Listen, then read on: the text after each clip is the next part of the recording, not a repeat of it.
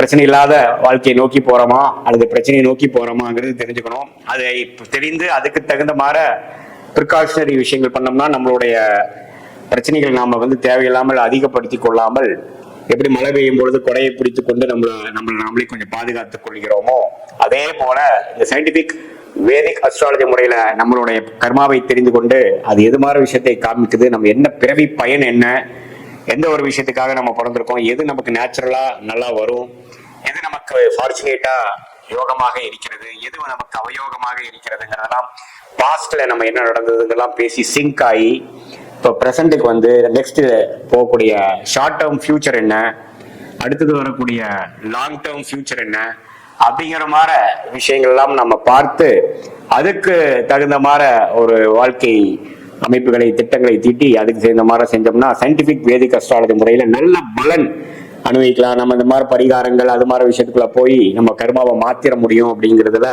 Scientific வேதிக் astrology முறையில பெரிய நம்பிக்கை இல்லை. ஆனா என்ன விஷயம் எப்படி நடக்குது, எது மாதிரி எது விஷயங்கள் காட்டுதுங்கிறது தெரிந்தா அதுக்கு தகுந்த மாதிரி மென்டலா ப்ரிப்பேர் ஆகி நம்மளுடைய பிராப்தங்களை நம்ம அதிகரிக்க முடியும், நம்மளுடைய பர்சன்டேஜ் ஆஃப் சக்சஸை இன்க்ரீஸ் பண்ணிக்க முடியும், அதிகரித்துக்க முடியும்ங்கிறதை நாம தெரிஞ்சுக்கணும்.